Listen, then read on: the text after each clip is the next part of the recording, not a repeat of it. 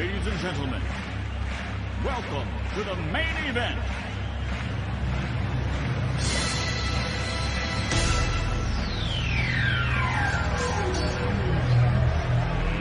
Let's get ready to rumble!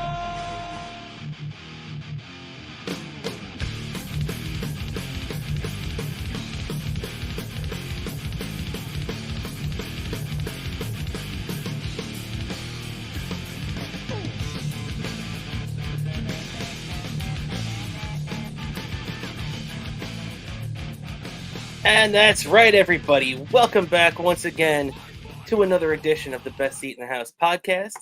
As always, I'm your host, Rob Cramer, joined by my co-host, Daniel Bobo Curlin. And Dan, fresh off our Patreon debut this weekend, how you doing, buddy? I'm doing fine a little bit after a rough week. After a rough week one, it says I went through this already with baseball season. I had to go through losing the 40-0. Oh, I was cranky Monday morning after that one. Yeah, I definitely understand. Yeah, and talk about football heartbreak. You had your tough night on Sunday night, where unfortunately the Giants got whacked, but your quarterback came out nice and healthy. Well, I kind of had the opposite on on Monday night, where the Jets debuted for the season against the Monday Night Football against the Buffalo Bills, and my quarterback Aaron Rodgers got hurt on the fourth play of the game, ending his game and the season. And somehow the Jets ended up pulling off a crazy victory. And I guess, you know what, there's probably no better place than just to start there, because man, Dan, I mean, what? So we covered this game on our Patreon. So if you're interested in seeing me and Dan's instant reactions to this game, you could subscribe for $5. We really appreciate it. Thank you to everybody that's already taken the opportunity and subscribed. But for those that haven't, we'll touch on this real quick. So the Jets on Monday Night Football end up beating Buffalo 22-16 in overtime. Punt returner Xavier Gibson taking the terrible punt by the Bills back to the house in overtime for the walk-off victory for the Jets. But that victory came at a high price as they lost Rodgers for the year. He tore his Achilles tendon on the fourth snap of the game. But, before we move on to some of the stuff that came out later today, or I'm sorry, earlier today, Dan, for the people that didn't get to hear us on Sunday, what was your immediate reaction to seeing Aaron Rodgers sitting on the ground in obvious pain, not able to get up? Well, the first thing I thought, am I gonna have to be suicide prevention for every Jets fan? That's sure what it felt like. Yeah, and you were, which, by the way, you reminded me, and I really want to thank my team of therapists for getting me through this.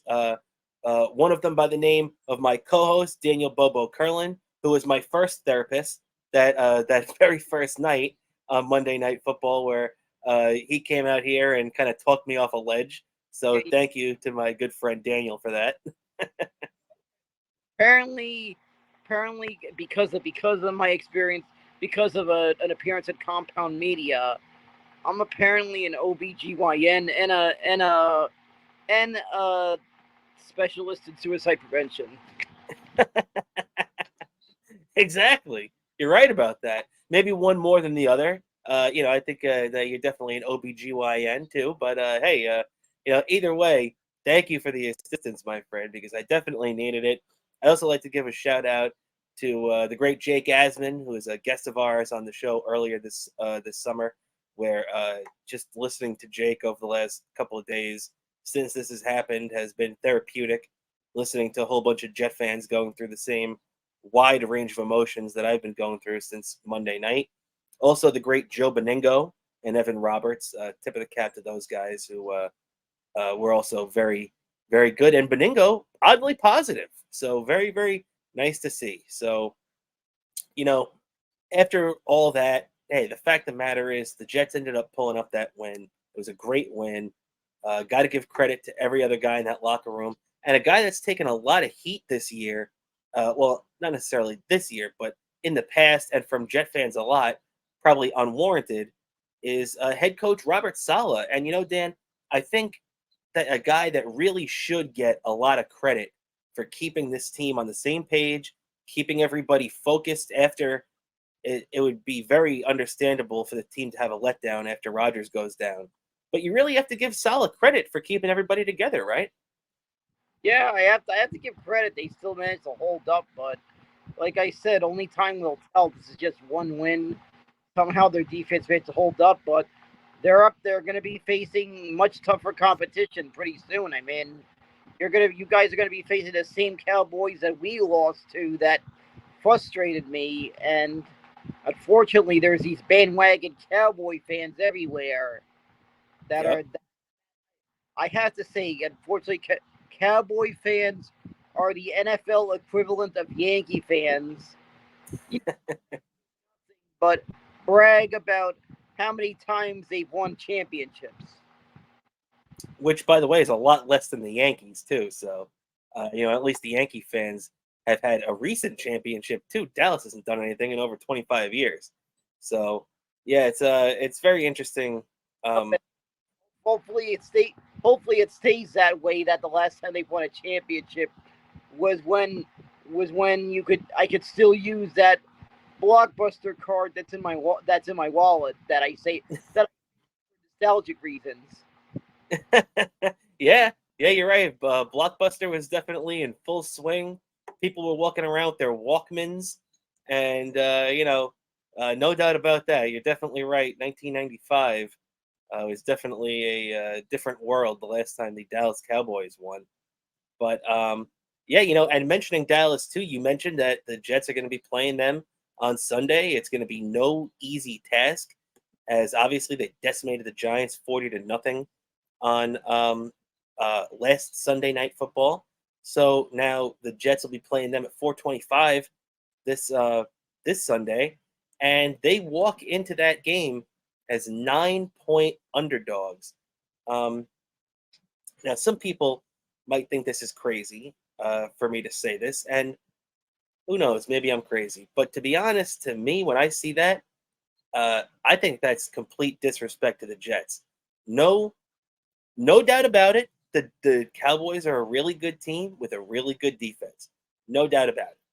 But 9 points seems a lot, especially when the Dallas offense dropped 40 points on the Giants. But a lot of that time, it was due to the Giants turning the ball over and that incredible Dallas defense having, giving the offense a short field to work with.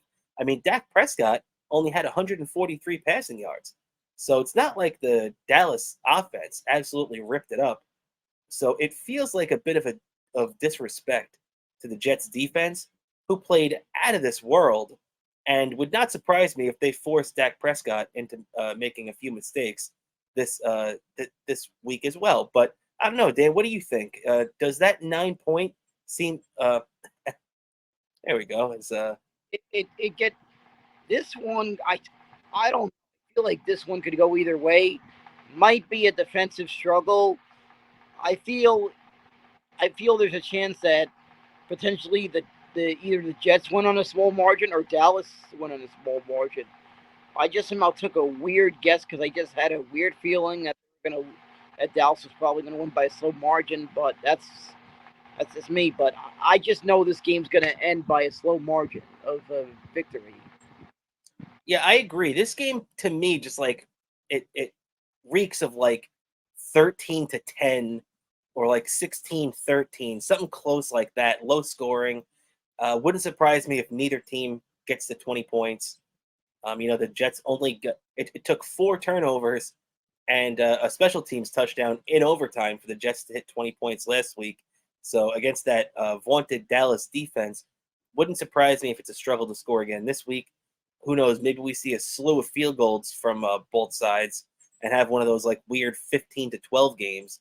But I think it's going to be a day where the defense reigns supreme. But 9 points, which is it seems like you agree too that it seems like it's going to be a low-scoring game. I think 9 points is a bit much. So to be honest, I would think a dark horse bet for Sunday, and me and you will do our little betting segment a little later on today.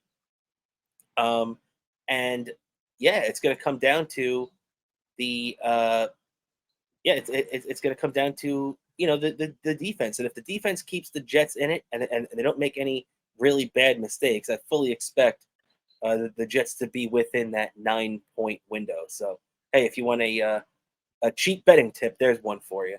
But on a bit of good news, before we move on from the Jets, I did want to post this because Aaron Rodgers, I don't know if anybody's seen this yet. I'm sure a lot of the Jet fans have. Maybe some of the non-Jet fans haven't yet.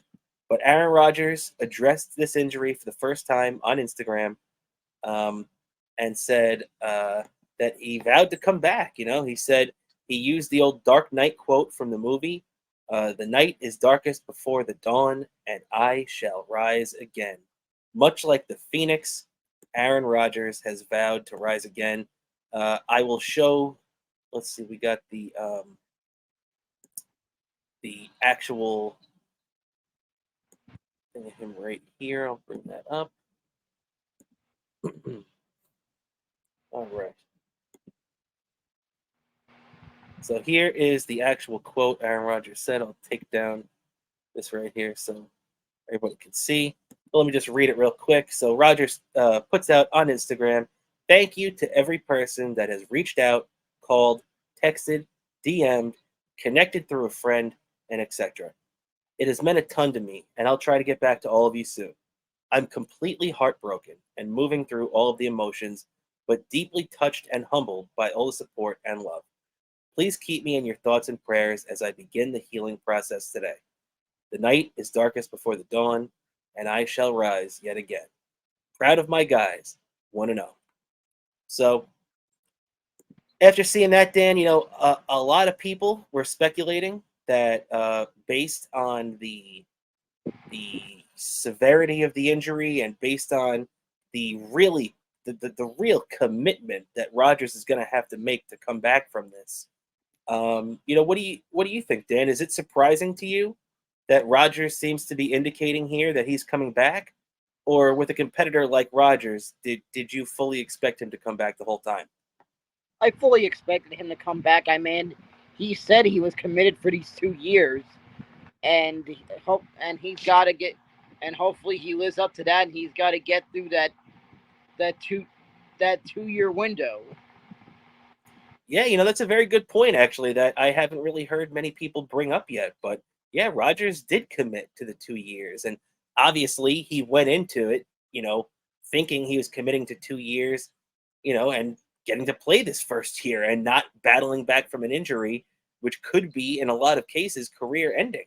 A lot of quarterbacks get this injury late in their careers like this and just choose not to do the rehab and not come back because it's a really grueling task. But there's been a couple of, I'm sorry, Dan, what were you going to say? I was going to say is that injury is going to be extra tough for him, being the fact his age. It's going to be even more of a lot of work to come back. Oh, yeah, no doubt about it. But the good thing is, too, that we do have some examples of it happening back, this happening, and quarterbacks coming back from it even late in their career. And before I even get to that, too, one other good thing that Rodgers has going. Now, I don't know, crap about this kind of stuff. I'm not a doctor. But I've been listening to what lots of doctors have to say. What did you say, Dan? I said, of course, neither I am, of course. Yes, exactly, Dr. Bobo. And like the Beatles song, maybe I could be Dr. Robert. But I'm not Dr. Robert right now. I am just a fan. And I was listening to a former NFL doctor, Robert, I forget his first name, but Dr. Chow. And he's a very good doctor. He seemed to spot this injury as soon as it happened, too, what he said. But what the doctor said is that this injury is less severe for Rodgers because it's on his plant. It's not on his plant foot, meaning that since Aaron Rodgers is a right-hander, when you step back to lean into your throw, your right foot is your plant foot. And luckily, the injury is on Rodgers' left foot, which, the way, like, for instance, Dan Marino dealt with a very similar injury late in his career. He had this Achilles tendon injury also in his mid to late 30s. He ended up coming back from it, and all he had to do, because it was not on his plant foot, was just kind of change the way he received the ball from the center. They just had to make a minor tweak, and being a Hall of Famer and all-time great, Marino was able to go out there and pull it off with no problem. Now, another guy that had this injury was a guy who, unfortunately, if I was going to make a list of the most devastating Jets injuries I've ever seen in my life, Vinny Testaverde would be right at the top, right next to this Aaron Rodgers debacle. This Vinny Testaverde's injury in Week 1 against the Patriots in 1999 ended that season pretty much. They started out 1-6 after that. They lost that day. Parcells went and made the change to Ray Lucas a little too late in the season. They got hot at the end, but missed the playoffs by a game.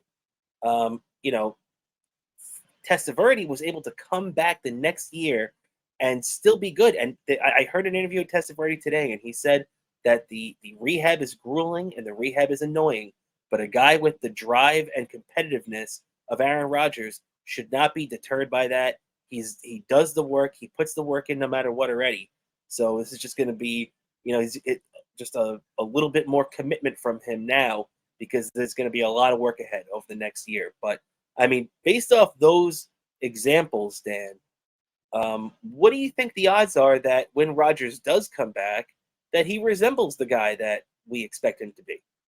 I have a feeling Aaron Rodgers is professional. I'm hopeful he'll come back to what we expect. But that is only time will tell. And for all the Jet fans like yourself, fingers crossed. And also, like I said, by all means, I'm not actually a doctor. It was just something to that. Exactly. Unfortunately, I wish me and you were both doctors right now. We'd be making a lot more money, and we could do this podcast for free.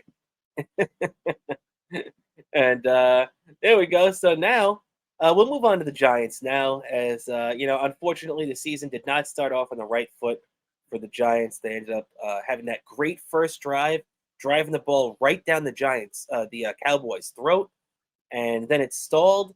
Unfortunately, the Giants went for the field goal. It was blocked. Next thing you know, it's 6-0 Cowboys, and the next thing you know after that, it's 40-0. It was 26-0 at halftime, as the Giants got booed off the field by the home crowd. Worst opening day loss for the Giants since Week 1 in '95, when the Cowboys beat them 35-0. So, Dan, coming off this first tough game for the Giants, what was your immediate reaction to it? My immediate reaction was, you ever see when they put that Mystery Science Theater 3000 meme? You know, the one, it stinks. Yeah. Kind of that.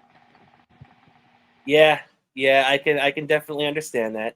But if you were going to point to, and I know obviously with the way that game went down, there's a lot of things you can point to. But if you're going to point to one thing that you thought derailed the Giants more than anything, what would you say it is in this game? Well, I think one thing, the offensive line needs to do a better job blocking for Daniel Jones. Yep. You're absolutely right, man.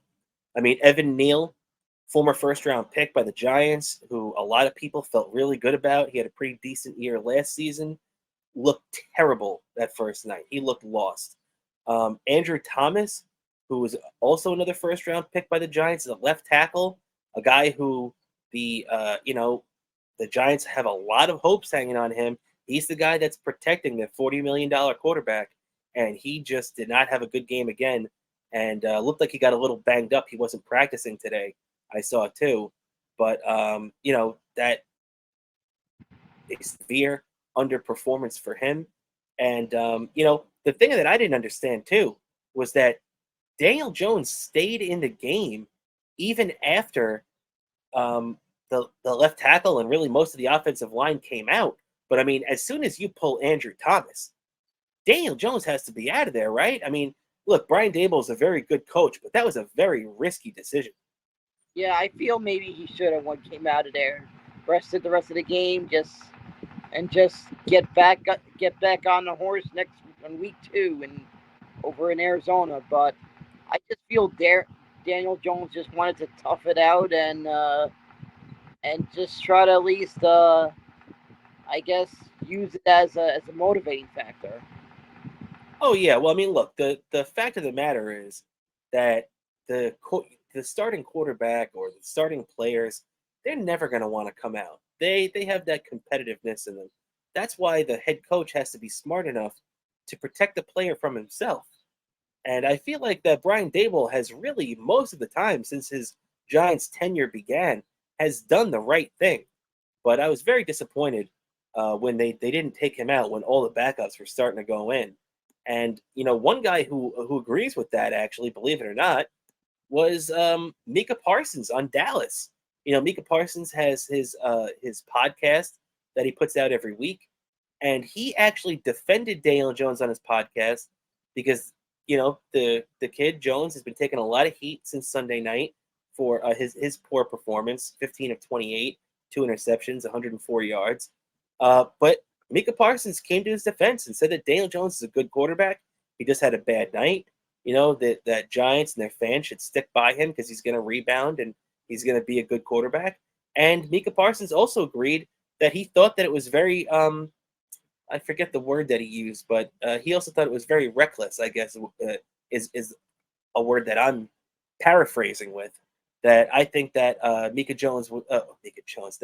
Parsons was talking about, because when you really look at this Giants team, he was saying that exactly what we were just saying. As soon as you start putting those backup offensive linemen in, you have to protect your quarterback and get him out of there. So it's kind of cool seeing in real time an active player of the Dallas Cowboys heap praise on Daniel Jones, because it just goes to show that it's not just New York fans that recognize that Daniel Jones is a pretty good quarterback, but his division rivals and opponents recognize that too, right? Yeah, that's pretty neat seeing that. But yeah, that was a tough one. Maybe they've all sort of done the right thing and protected Daniel Jones against himself, because the last thing we'd want is to be in a situation where we lose our quarterback for the season. And it's already bad enough we've had to do this with the line protecting Daniel Jones. I mean, I remember a couple of years ago, it felt like that happened a lot, and led to Daniel Jones being out for much of the season 2 years ago. Exactly, which is why the Giants have spent a lot of draft capital on really trying to fortify that offensive line. I mean, when you look at the top picks, first and second rounders that they've used on both tackles and the center spot, Evan Neal, Andrew Thomas, and the center John Michael Schmitz, who had a pretty bad game. Although, as a rookie, it was his first action in the NFL against one of the best defensive lines out there. So you can't kill him too much. But the fact of the matter is he did have a pretty rough game. And the Giants, with all that draft capital invested on that offensive line, really have to get more bang from their buck, because they got to protect their guy. Daniel Jones, is the $40 million man, and you see how quickly things can change when the quarterback gets hurt. I mean, the Jets went from Aaron Rodgers to Zach Wilson, and that's a big time change. And the Giants could go from Daniel Jones to Tyrod Taylor. Now, Tyrod Taylor is not the worst quarterback in the league, but he's also a massive downgrade from Daniel Jones, right? Yeah, exactly. I mean, I remember a few years ago, it looked like Daniel Jones is on one heck of a season, and all of a sudden, Barkley's injured, then he's injured, and it's just like, oh, here we go again. The downhill. It's gonna go downhill from here. Yep, it's true, man. It's very true.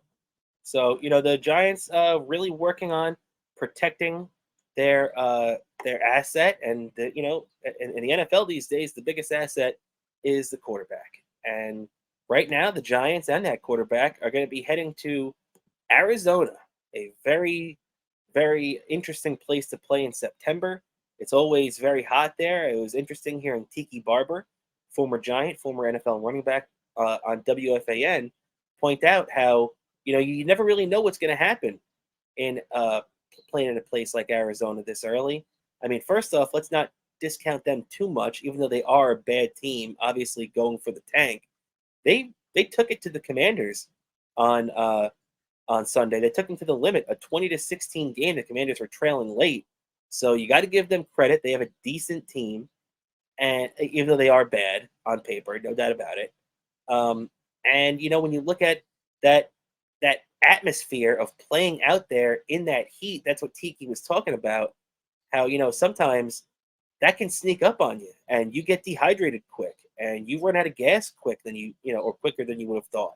So the Giants really have to fight that letdown because if you lose in Arizona on Sunday, then you're going into San Francisco in Week 3 0-2, and that's not a place, especially with the way that the 49ers took apart the Steelers on opening day, 30-7. You don't want to be going up against that juggernaut Niners team, anything less than 1-1, right, Dan? Yeah, exactly. Also, I have to say, Arizona is kind of a unique, even though it is a desert, it is a retractable roof stadium. I think apparently they have an air conditioning system, so that might play a factor too. Oh, no doubt about it. And that was actually brought up to Tiki too. But Tiki actually even said that even with that, those elements still get to you. It's kind of like being in Denver, where Denver, it doesn't matter where you are. You could be working out in the gym. You could be, and those elements are gonna affect you. You're gonna lose your breath quicker. You're gonna get dehydrated quicker. It's gonna affect you. And I guess, I mean, this is what Tiki was saying, even with the climate control stadium that they do have, as high tech and everything as it is, I guess there are certain things that your body just retains. And it was very interesting hearing Tiki's player point of view, because that's what he was saying. Make sure those players out there are well hydrated and don't take that weather for granted, because it could sneak up on you really quick. Yep, exactly. And as far as I see it, that dry heat shit that the locals in Arizona say, it's bullshit. Insanely scorching hot is scorching hot. Yep. You got that right, man. And hey, that's the next test. That's the biggest test for the Giants right now. And if they, it's funny with all the screaming and doom and gloom that you could possibly see from Giants fans and the writers and media people and everything, all talking about how the sky is falling in Giants land. If they go out there and beat the Cardinals on Sunday, they're 1-1 and they're back on track, right? So it wouldn't really be, a 1-1 start. They're not buried. They're right back in it. And realistically, for all intents and purposes, that first week 1 can be wiped away, right? Yeah, exactly. Also, I got to say one thing about Arizona. Us Giant fans know one of the biggest moments in Giants history happened. And you know what I'm talking about. Oh, yeah. I believe a certain Super Bowl, right? Too, I have no problem reminding Patriot fans about that one. 18-1. I will always show them the pictures of the New York and my ticket to see when I got to be at the City Hall ceremony for that. I got the audience for the City Hall ceremony when they were speaking and stuff. I got to be there for that. Really, I'm not a Giants fan, but that Super Bowl, the second one was great too. But that first Super Bowl 42, where the Giants beat the Patriots and ended their undefeated season, that is one of the greatest moments in the history of New York sports, right, Dan? Yep, exactly. I think I was nuts. I think the whole block heard me that night in my living room. Understandably so. And honestly, that 17-14 game is one of my favorite Super Bowls to watch ever. just the intensity of it and the playmaking ability by all the guys in there and the clamp down defense and where it looked like the Patriots finally broke through and got the touchdown that was gonna, get them the Super Bowl, and then Eli just strikes right back. It was just a phenomenal game from top to bottom. Exactly. Also, to this day, I still use the coaster from that Super. Oh yeah, What the Super Bowl 42 coasters for the Super Bowl party. I still use. yeah. Very cool, man.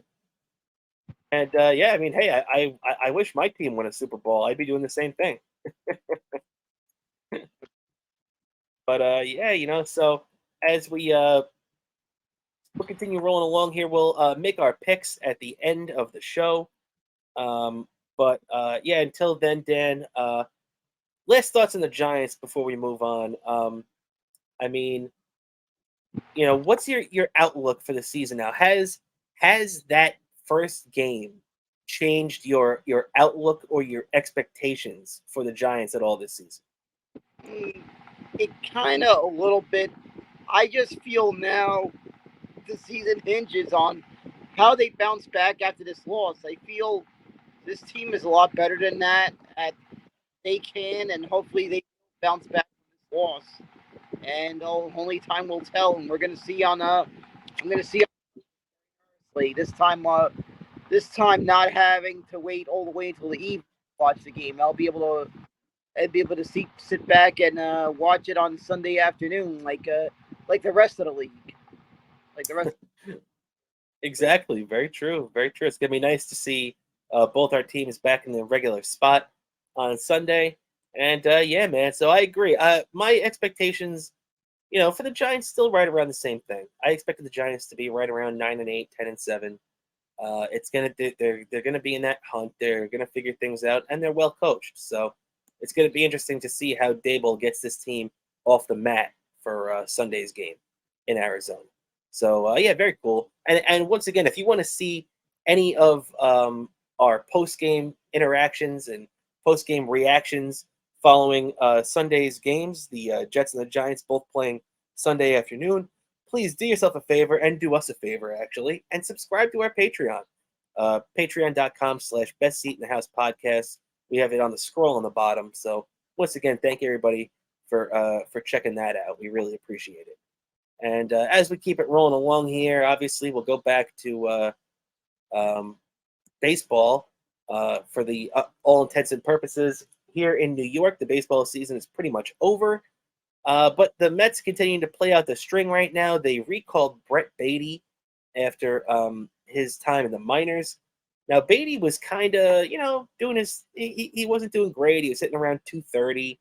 They sent him down in the minors for about 3 weeks after the trade deadline, maybe a month, just to try to get his confidence up. But that seems to have messed him up even more because now, since Beatty's recall, he's only been hitting 129.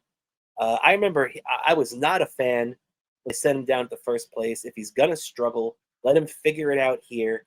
I feel like sending him down only made him struggle more. What are your thoughts on Brett Beatty now?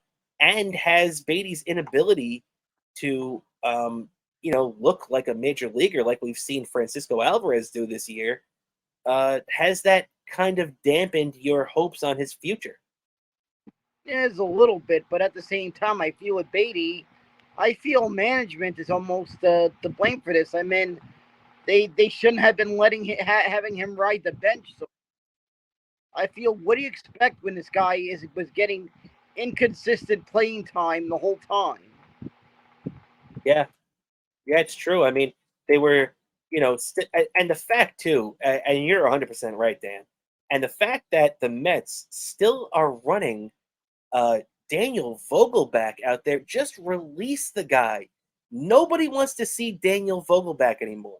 I don't care if they're facing a right-handed pitcher. I don't want to see Daniel Vogelback. He stinks. Release him. The guy's terrible. Get him off this team.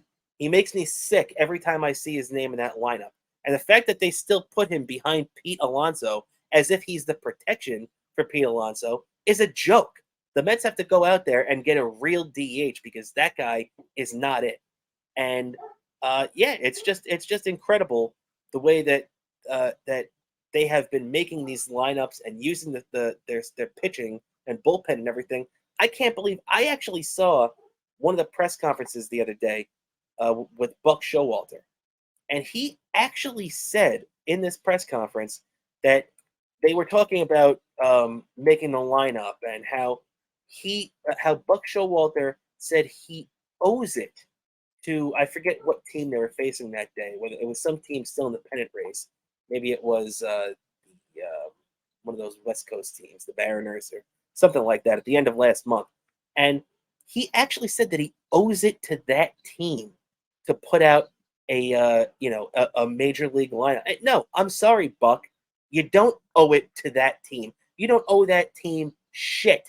You owe the Met fan that has been screwed over yet again by this team. You owe every single person that spent $1 on a Met ticket this year. You owe everybody else but that team something. I don't care what you have to do. Run these minor leaguers out there.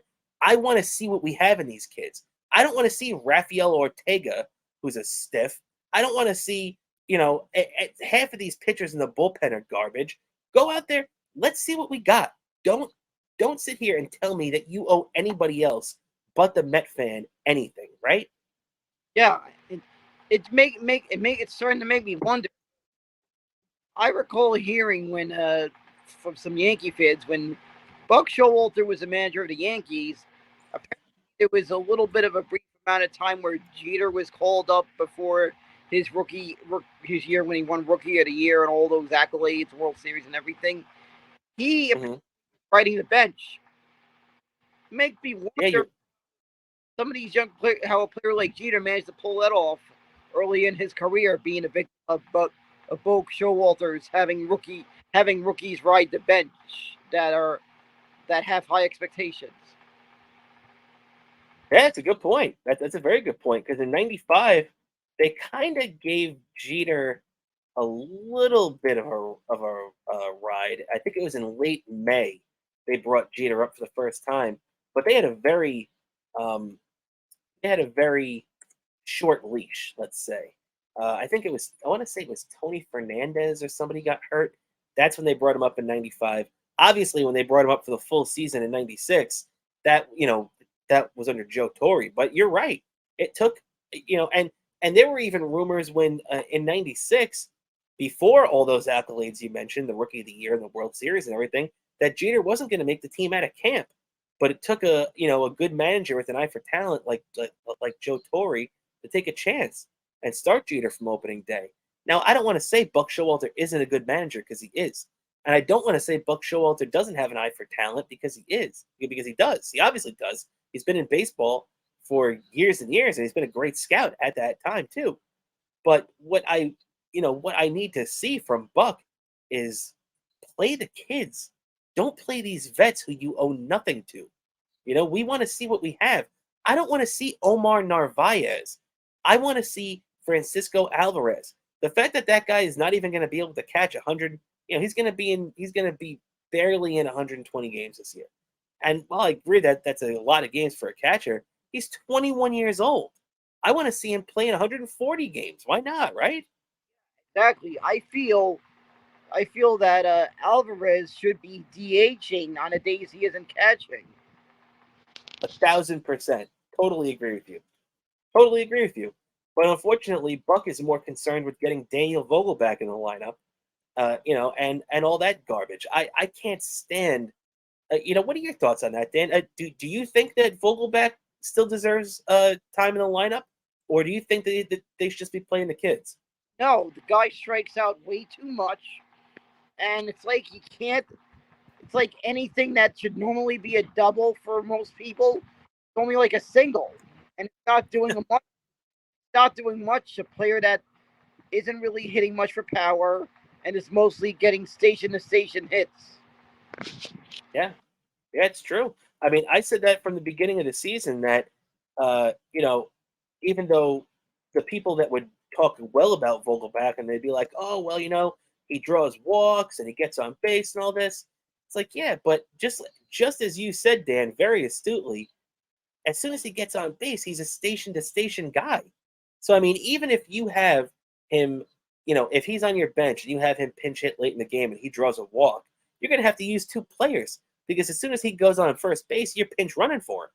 So, I mean, unless he draws a walk in the third inning of a game that, really hasn't developed yet, he's going to get pinch ran for every time. So, I mean, look, I don't want to dump all over Daniel Vogelbach because obviously he isn't the only reason why things have gone bad in Queens this year. But, just seeing him out there, as much as they still put him out there, is like an indication of everything wrong with this team. Yeah, exactly. What I do have to give credit is, I don't know how, but somehow by luck, Buck Showalter is giving Ronnie Mauricio a chance, and I feel it's paying off. Of course, tonight's game, Ronnie Mauricio was under the weather, but I'm glad to see Mauricio's getting this chance. And I saw this guy in the minors. I saw him play the Brooklyn Cyclones. Same thing with Alvarez. I got to see these guys. I got to see these guys firsthand up close in the minors.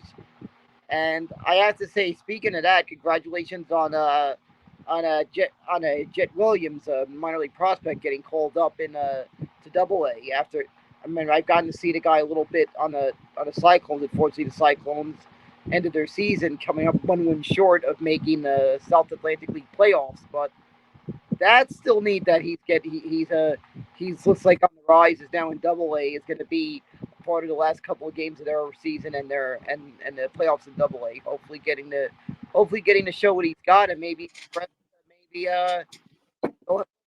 find a position for this guy. Yeah, you're right, man. And Jet Williams has been great. He's drawn 100 walks in the minor leagues this year, which is a phenomenal number.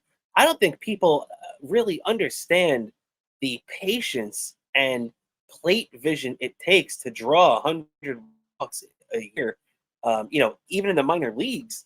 But that's a really, really great thing to have, especially when you have a guy locked up at the top of your lineup like Brandon Nimmo. So I could really envision a top two in that lineup of Brandon Nimmo and Jet Williams getting on base at a very high clip. And that's a pretty nice thing to imagine, right, Dan? Yeah, exactly. And this guy seems to have this impeccable base stealing ability. So, yeah, it's shades of Jose Reyes in his prime. Yeah, you're absolutely right. You're absolutely right. And that's the other thing, too, that he does have over Nimmo, because I always thought with Nimmo's speed and base running ability that he'd be a great base stealer, but that just really hasn't translated to the major leagues. But it looks like that Jet Williams really has that innate ability to steal bases. So really going to be fun when he comes up. And, hey, this is a guy that right now at the end of 2023 is in Double-A. There's a chance if he rips it up next year, we see him in the major leagues maybe at the end of next year, maybe early 2025. So Jet Williams is definitely on the Mets radar. And I'm getting confused. I was saying Jet. I think I'm talking about the Jets right now. But it's Jet Williams getting ready, looking great. Congratulations on the promotion to Binghamton. So really going to be interesting to follow that kid's career. Former first-round pick from last season. That player has been reminding me, because his name is almost reminding me of the Jimmy the Jet Rodriguez in the movie The Sandlot. Yes. Oh no, Benny the Jet. Yeah. Benny the Jet Rodriguez. I keep. Yeah. So, all right. Before we move on, we're gonna do one last thing for baseball. I did want to cover the Yankees because obviously they're in the same position as the Mets right now. They're still under 500. They're still playing out their string as well. But really, look, and I've been devastated by the news of Aaron Rodgers going down. But even before that Rodgers news, the day before Sunday, the news broke that Yankees star prospect, who we were just talking about, was having such a great positive impact on them last week. Turns out he had some kind of shoulder discomfort. The Yankees actually played him for another day or two after that. Now it turns out he needs Tommy John surgery. Very, very disappointing. I mean, I remember Bryce Harper had to have Tommy John surgery and ended up missing about the first 2 or 3 months of the season. So there's still a chance. It's not like a pitcher injury. There's still a chance that he comes back, June or July of next year. But as we saw with Harper too, the power is going to be affected at least right off the bat, which was one of the great things about Dominguez. But man, just a sad thing to see. Dan, what was your reaction when you saw that Jasson Dominguez is going to be down for a little while with this Tommy John surgery now? I saw like Yankee fans just probably looking at probably shaking their heads in upset. Might have been there might have been a couple of TVs destroyed, which by the way, I have to say, what is with these flat screen TVs? They break easily if they take a hit. Remember back the TVs we had before flat screens? Those things used to take a hit. It's funny you say that, Dan, and just real quick sidebar, you are 100% right, because I remember being a kid and watching John Franco blow a game one time in the 90s for the Mets, and the Mets lost that game, and I took my bat and whacked the side of my old, I forget, RCA or whatever TV it was, and that thing didn't flinch. It didn't matter. I could have hit that thing all day, and it wouldn't have mattered. That TV was going to be going, so you're right. TVs back in the day used to be able to take a beating, and these TVs today, man, if you sneeze on them, they break. Yeah. They need to find a way to make more these flat screens durable. I don't know how, but they need to find a way to really combine the great technology with great durability. Because I remember, of course, also the 2000 World Series being upset after Game 1. My TV took a beating, and fine for Game 2 of the World Series. So something's got to get with the research. Something needs to be done in the research development department of all these major. Exactly. You got to make these TVs sports fan proof, guys. Come on, let's go. Yeah, and should... and Dan, real quick, in-game update right now. Mark Vientos just hit a 2-run shot, and the Mets now lead the Diamondbacks 6-0. Yeah, that's pretty good. That's pretty good. pretty good. And companies need to hire a Mets fan to do a durability test on these TVs when you do your research and development. Give us a call. We'll gladly do it. You put us on the payroll, and I'll gladly test out TVs over a 162 game season. Exactly. Very well said. And there is one last thing, actually, now that I think about it, that I did want to touch on. I don't know if you saw the news now. It just broke yesterday that Max Scherzer, unfortunately, for the Texas Rangers, he had, I don't really know exactly what it was. I think it was, let's put the wrong thing up there. But I think it was some kind of hamstring strain or something like that. It was a leg problem that he had. So unfortunately for the Texas Rangers, Max Scherzer is going to be out for the year. They said that the playoffs are questionable, so it doesn't look too good. So look, I understand that Met fans are down on Scherzer and understandably so.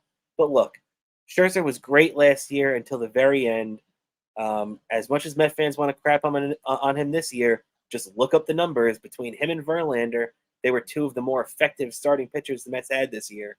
So despite all the slander and everything, I do want to say best wishes to Max Scherzer. I know Met fans probably don't agree, but hey, the guy's a future Hall of Famer. He's a former Met, so get well soon. Plus, I don't want to see that happen to anyone. I mean, we wish him a speedy recovery. I don't want to see that any of those injuries like that happen to anyone. That just sucks. Yeah. And even though he kind of he didn't come up in the clutch in those big spots late in the season, and unfortunately he had on and off this year.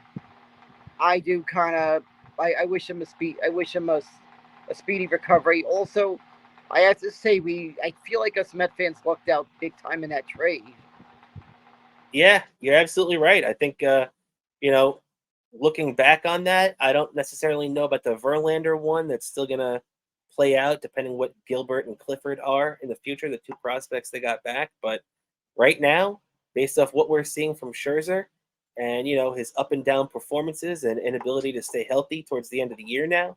I mean, could you imagine if this happened if he was still in the Mets and the Mets were in the playoff hunt and he got hurt down the stretch again and wasn't able to pitch in the playoffs? I mean, the Mets Oh, would be getting killed right now. oh my God! I would have been like somehow I would have been saying like, "Man, my TV survived by the skin of its teeth," as this has survived. I don't know how, but my TV has survived somehow. How Weasley my remote has had to take more of the beatings than a TV these days. Never very durable. I have to say the cable company that we use as Spectrum, you guys make durable remotes. When it comes, especially for Met fans like myself, you make durable remotes. Exactly, because that's getting thrown at some point.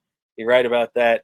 And actually, real quick too, I will make a vow now on my fantasy teams that next year I'm not drafting any Jets and I'm not drafting any Mets because on my team this year I had uh, on all of my team I had Jacob DeGrom out for the year with Tommy John surgery. I had Max Scherzer got traded by the Mets. Now he's done for the year. I had Justin Verlander traded by the Mets. He was injured in the beginning of the year. I had Aaron Rodgers on my fantasy football team out for the year, IR. And to top it off, I had J.K. Dobbins from the Ravens out for the year, ACL tear. So just so you know, ladies and gentlemen, I'm the worst manager in the history of fantasy sports, and I will not be touching any of my teams ever again. And for a second I thought you were about to say, so you also had Edwin Diaz. You know what? If I had done my fantasy draft that early, I probably would have had him. So yeah, you're probably right about that, man. So yeah, word for the wise: don't draft guys on your team because it always ends up bad. But one last thing, talking about that too. I know I said one last thing about 5 times already, but is New York sports cursed? Can we say that already? What the hell is going on with New York sports, man? We haven't won a championship in over a decade. Anytime we get anything good, it always blows up on our face these days. What the heck is going on with New York sports? I don't really think we're cursed. I just feel like the curse thing is more with I I don't know. I feel like thing more with hockey in Canada than anything. Yeah, I can see that. I can see that. So Yeah, yeah, I mean, I just asked the question because man, we've had a run of bad luck here. yep, exactly. Because that the reason I say that for those that don't know, there's apparently some people believe in Canada believe first because not a single hockey team in a Canadian city has won the Stanley Cup since 1993 when the Montreal Canadiens won the cup. Yeah, good call, buddy. That's why that's a stat too. A lot of people aren't familiar with, but yeah, the last time a Canadian team, all of them combined, won a cup was the year before the Rangers. So people want to knock the Rangers for having this almost 30-year drought now, which I can't believe that it's been that long since the '94 Cup. It's insane to me. But the fact that it's been longer for the entire country of Canada to have won a Stanley Cup is even crazier to me. So yeah, very very interesting stuff. Yep, and hopefully the Rangers keep. Hopefully our New York Rangers keep that streak going this year. Well, let's break our streak and keep the Canadian streak going, right? Yeah, exactly. And Yeah. another thing, I hope the Mets win a World Series before the other team. I feel that has the long championship drought, which would probably be the Cleveland. I don't know. I still call them their old name. I just had a habit. I call them the Indians still. I hope we win a championship before they do, because I don't want to feel the burden of being the team that's known as the long championship drought. Yeah, yeah, that's true. That's true, man. And then please win a World Series while I'm around, and also my mother's around, and even my dog, Mr. Malunigan, he needs to be around for it too. You're right about that. You're right about that. And I think, my friend, that's just going to about do it for us. But before we get out of here, let's do our NFL picks, our first NFL pick segment for the year. We didn't do it last week because week 1 is weird and they got the early games and everything. So we just figured we'll start in week 2. And with that, let's get started.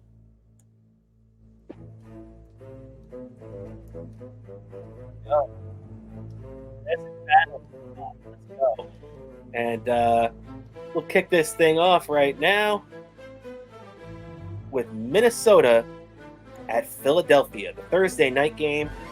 Minnesota is 6.5-point underdogs at Philadelphia, the defending NFC champions. Dan, what are your thoughts on this game? Last year, it's going to be a tough opponent this year.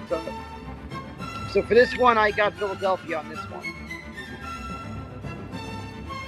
All right, so Dan is taking Philadelphia, 6.5 points. So you got them by a touchdown at least. And you know what? Actually, I do agree with you, though. I think Minnesota is still a decent team, but based off what they showed last week against the Buccaneers, I can't sit here and say with certainty they're going to be able to hang in with the Eagles. You know, the Eagles ended up letting the Patriots get back in the game on Sunday, but Minnesota doesn't nearly have the defense that the Patriots do. We'll go on to game 2 now as the Vegas Raiders, 8.5-point dogs against the Buffalo Bills. Up in Buffalo. Dan, what are your thoughts on this game? I feel like Buffalo has got this one in the bag over Vegas. Yeah. You know what though? I like what you're saying. I understand that Buffalo is definitely going to be mad coming off this Jets game. You know, Aaron Rodgers, I was going to say. You know, Josh Allen is going to have that extra, pep in his step, wanted to show everybody that last week was just a fluke. But you know what, though? I don't know if the Raiders are going to win this game, but I like their defense, and I think that the Raiders are going to keep it close. So I'm taking the Raiders with the points, 8.5. So me and you will be going head-to-head on that game. And, all right, so moving along here. We got the Baltimore Ravens and the Cincinnati Bengals. Baltimore, 3.5-point dogs. Cincinnati, the favorite at home. What do you like about this game, Dan? This one, I feel like Cincinnati might be the overwhelming favorite on this one. Yeah, I like Cincinnati at this point, too. Baltimore's got a good team, but Cincinnati's going to be extra motivated off that crap first game they had against the Browns, where they just could not get anything started. Burrow's going to have the extra motivation, knowing he's got to live up to that $275 million contract extension he signed. So, yeah, I definitely agree. Taking Cincinnati with the points, minus 3.5. Yeah, so moving along, too, we'll be taking the Giants now, as your New York Football Giants invade Arizona and are the 5.5-point road favorite. So the Cardinals, 5.5-point dogs at home. What are your thoughts on this game, Dan? This one, I just feel the Giants, after that horrible performance in Week 1, is going to be really pumped up to try to bounce back from this one. My gut says the Giants got this one. I agree. Maybe under a previous regime, like Joe Judge, or one of the older coaches that the Giants have employed over the last couple of years, Shermer, guys like that, I might have said that the Giants are due for a letdown this week. But I feel like under Brian Daboll, with the right leadership the Giants have in their locker room, I think that the Giants are bound for a nice win to even their record up at 1-1.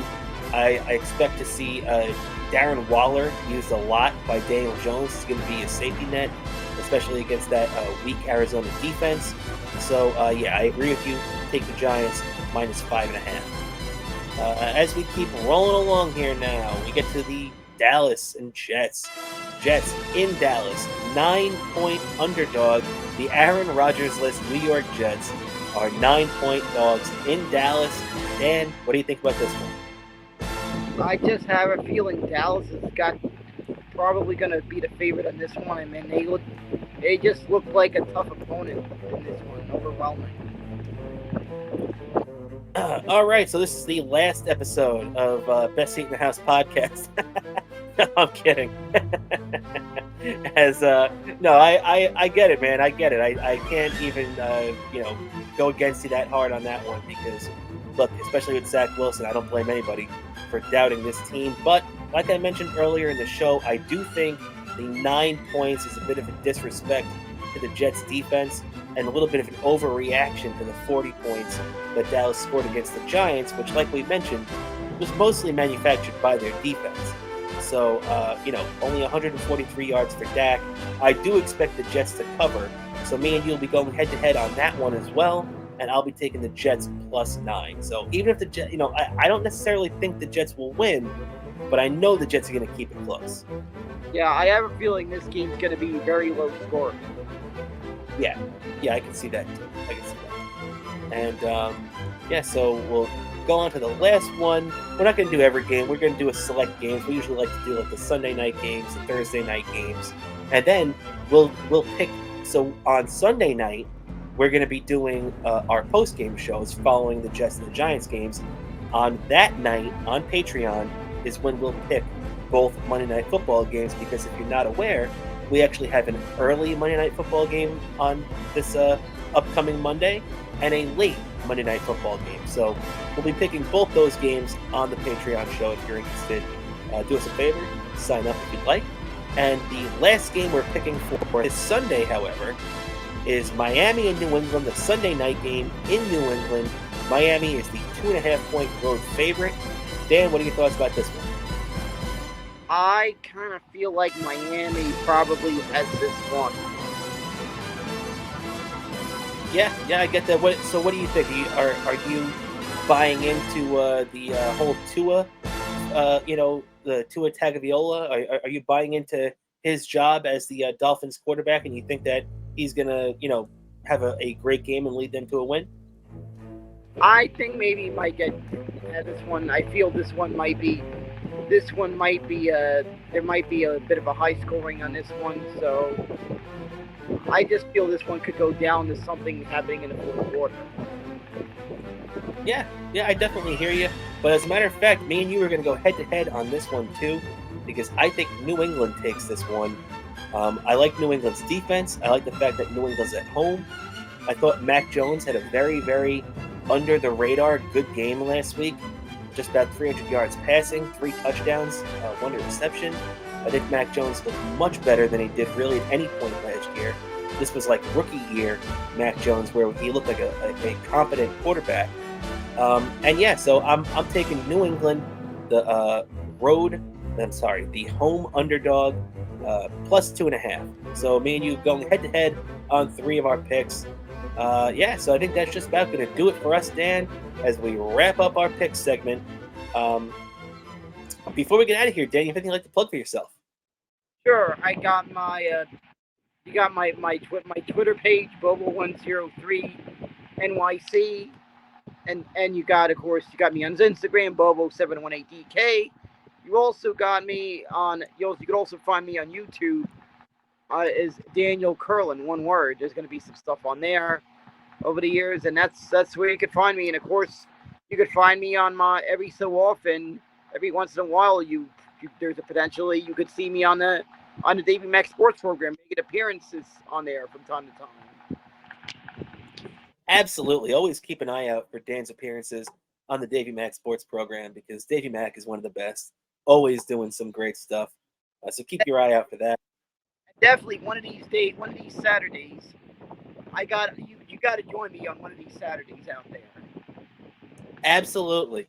As soon as Dave gives me the high sign, I will be there.